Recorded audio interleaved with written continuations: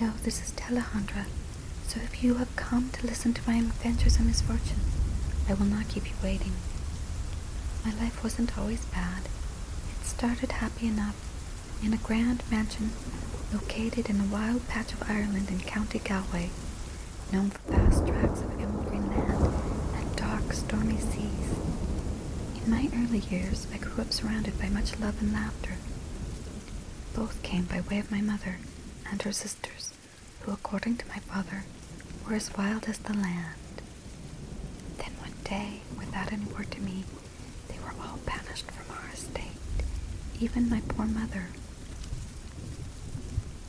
Where they went, I would not know for some time, and why they were sent away would also remain a mystery.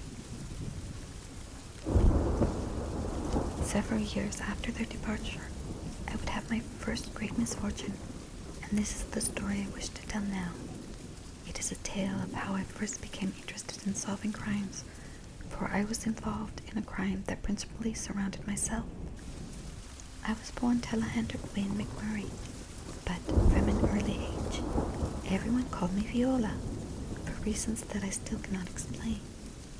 I have no musical talent whatsoever, so I could not have been named for the instrument, although this lack of talent never stopped me from playing the piano and singing as loudly as possible. What finally stopped the music altogether in our house was the departure of my mother. After she was sent away, my upbringing fell to my father, a man full of oddities, and a penchant to leave our estate as often as possible and travel abroad. I was left with my governess, named Tilda, who had a sharp tongue and only one eye. What happened to the other one? I asked one day, staring at the patch she wore like a pirate. This led to severe raps on my knuckles with a hard wooden rod. I never asked again. Tilda was severe of face and character, and she would make me stand on a stool and conjugate every Latin verb under the sun until I was blue in the face. But when nobody else was around and the house stood empty, Tilda would tell me about demons. They crawl out from the bowels of the earth. Some are human, some are not. Have you ever seen one? I asked. I did. He was alabaster white and wore no clothes. He made the milk sour in every cow, and he walked the earth and devoured everyone in sight. Did he devour you? No, but you just said he devoured everything in his sight. He did not see me. How is that possible, really? If you saw him, how could he not see you? I asked. Let us try conjugating the verb to watch in Latin. This is how conversations with Tilda always went, but I was not one to give up easily. Where do you suppose he went? Who? The demon who devoured everything. Tilda thought long and hard about this as we sat in the library, surrounded by first editions of hundreds of books. I was lying on the Turkish carpet, the one my parents had brought back from Constantinople after their honeymoon. Tilda was sitting in a chair. Its blue upholstery exactly matched the paint on the wall. I watched her as her one eye roved to the shelves. Tilda was remarkably well preserved for someone who had known my father and his brother when they were children. In fact, although she looked severe, she also looked much younger than my father. I wondered how she kept her youthful appearance. The demon went into the soul of a man, Tilda said softly, a black tundral dark night escaping her tight bun. Which man? I said, trying not to sound impertinent, although, to be truthful, it was as impertinent as the day was long. You see, at the ripe old age of 15, I was quite sure I knew everything about the world, and what I knew was this: there are no such things as demons. I would press Tilda until she confessed her foolishness.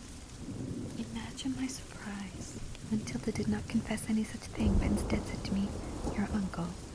He went into the soul of your uncle." Even when my father was home, he was not home in the true sense of the word. His feelings towards me were not so much governed by sentimentality as they were by a sense of duty. I only saw him during meal times, and even then we seldom spoke of anything but the foggy Irish weather.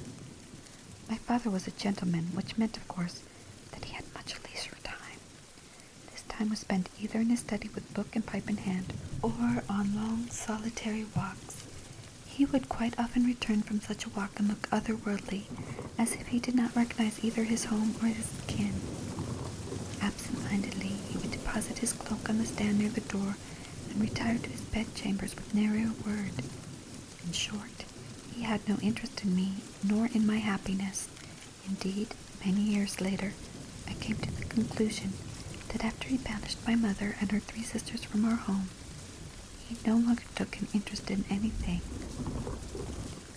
Meanwhile, I was raised by Tilda and the ferocious Father Mackenzie, who preached fire and brimstone from his pulpit at the little stone church in the village. One Sunday, as I was gaily walking, Tilda says skipping, out of church after a long sermon about bad women and their place in hell, Father Mackenzie grabbed me hard by the arm and gave a little twist. "Did you listen to the sermon?" "I did," I replied. "Have you been to confession lately?" He knew very well that I had not. He was the only priest in town. "You should come more often. You especially need confession, given that your mother was a—" Here he broke off and glared at me with 2 beady black eyes like that of a crow. "A what?" I asked. Beside me, Tilda, in her matronly grey dress, cleared her throat several times before briefly locking eyes with the priest. It was as if a flash of something electric passed between them. Whatever it was, Father Mackenzie immediately discontinued his discourse on my mother and changed topic. "And of course there's your uncle," he said a moment later. "What about him?" I asked. "Mercy, child, hasn't anyone told you?" There was another stare down between Tilda and Father Mackenzie, and it lasted a good minute or so, with neither of them saying a word, and me trying in vain to wrest my arm from the priest's strong grip. "They say he murdered a man." "And what of it?" Tilda's voice broke in. "What of it? It has nothing to do with the child." Father Mackenzie returned her stare before giving me a hard shove in the direction of my governess. "It has everything to do with the child. She has bad blood, don't you see? Murder on her father's side of the family, and everyone knows her mother was a—" He never finished the words because Tilda pulled me out of the church so fast I couldn't hear a thing he said. I never found out what he thought my mother was, because that night my father passed away, and I left my home and the little village with the stone church behind me for good. I was told, as the carriage made its way from my father's estate to that of my uncle's in County Cork, of the suspicion that had fallen on the man. "It is a disgraceful matter," Tilda said, in the tone of one who did not want to have such a conversation. I stared out the window at the passing countryside, all tied together in long patches of spreading heather and green, wavy grasses. Briefly the sun poked through the clouds, and I remembered being 6 years old and being swung by my arms around and around by my mother, my feet not touching the ground. In my head I heard, "The skies are full of ravens, the night is full of wrong, the waters are full of fishes, and the days are full of song."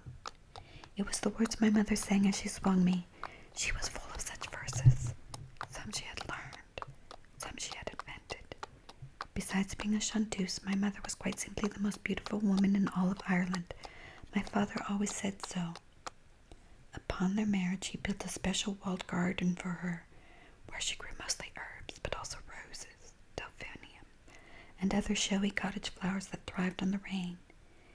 In the center of the garden, underneath a huge oak, there was a swing my father had fashioned for her. Occasionally I would spy them, hiding behind the pink plumes of the ever-spreading beauty bush, a monster of a thing 15 feet high and equally long. My father would push my mother on the swing, and she would laugh with happiness, just as I had done when she had swung me and sang to me. "The skies are full of ravens, the night is full of wrong, the waters are full of fishes, and the days are full of song." You know, that song is so untrue, my mother had declared on that particular day, glaring up at me from the most ignoble of chairs, a stump belonging to a long dead rowan tree. She looked at me with smiling eyes. "The best things happen at night. Power comes to our kind at night. Someday you will understand. The night is full of wrongs, but we were put on the earth to set them right. And by we, I always understood her to mean she and I were put on this earth to make things right. So now, as the carriage swung along the road, raising dust as the horse's hooves churned up the earth, I thought that whatever it was that was wrong with my uncle, perhaps I could remedy the problem. He was the one who cast a bad name on your family, not your mother. No matter how many say otherwise, Tilda said matter-of-factly, staring down at her bone-thin hands. It took a while for the rest of the story to come forth from her pale lips, but here is what I soon learned. My uncle was accused of murder, but there had never been enough evidence to bring him to trial. It was said that he owed much money, especially to one man, a Walter Crumper, who had been found dead in my uncle's house.